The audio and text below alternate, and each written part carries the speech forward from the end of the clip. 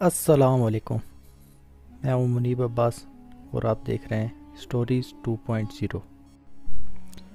آج جو آپ کو میں قصہ سنانے لگا ہوں وہ حضرت علی رضی اللہ تعالیٰ عنہ کی ولادت کے متعلق ہے۔ یمن شہر میں ایک زاہد رہتا تھا جو ہر وقت عبادت اور ریاضت میں مشغول رہتا تھا۔ اس زاہد کا نام مشرم بن وغیب تھا اور یہ زاہد یمن کے نام سے مشہور تھا۔ اس کی عمر 190 سال تھی اور یہ اکثر اوقات یہ دعا کرتا تھا، اے اللہ اپنے حرم سے کسی بزرگ کو بھیج تاکہ میں اس کی زیارت سے مشرف ہو سکوں۔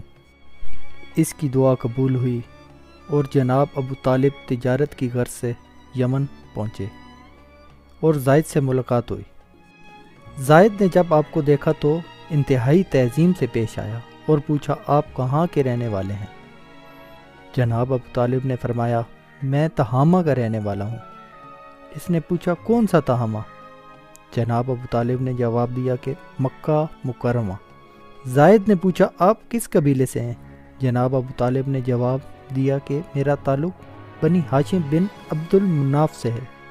زاہد نے جناب ابو طالب کی بات سنی تو بے اختیار آگے بڑھ کر بوسہ لیا اور کہا، الحمدللہ میری دعا قبول ہوئی اور مجھے حرمین شریفین کے خادم کی زیارت نصیب ہوئی۔ پھر اس زاہد نے آپ سے نام دریافت کیا تو آپ نے بتایا، میرا نام ابو طالب ہے۔ زاہد نے پوچھا کہ آپ کے والد کا نام کیا ہے؟ تو جناب ابو طالب نے بتایا، میرے والد کا نام عبد المطلب ہے۔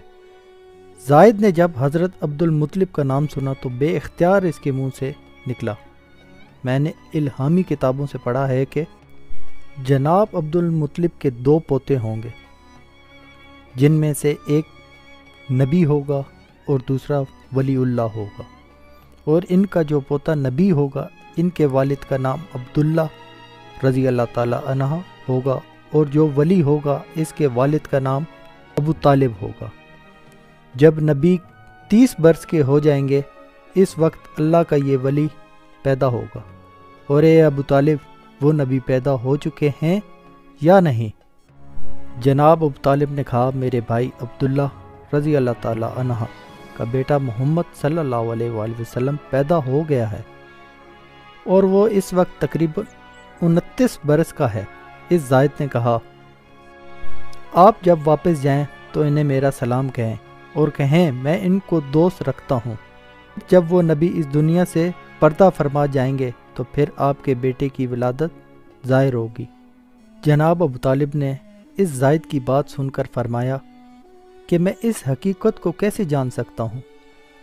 اس زاہد نے کہا، آپ وہ چیز چاہتے ہیں جس سے میری سچائی کا علم ہو۔ جناب ابو طالب نے ایک سوکھے درخت کی جانب اشارہ کرتے ہوئے فرمایا، مجھے اس درخت سے تازہ انار چاہیے۔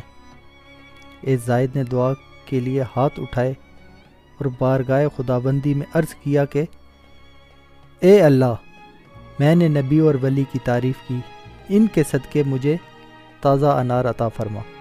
چنانچہ دیکھتے ہی دیکھتے وہ درخت ہرا بھرا ہو گیا اور اس میں تازہ انار پک گئے۔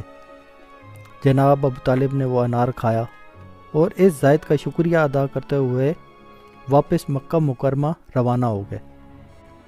تو ناظرین، حضرت سیدنا علی رضی اللہ تعالی عنہ کی ولادت کی ان کی پیدائش سے پہلے ہی پیشن گوئی کی گئی ہے۔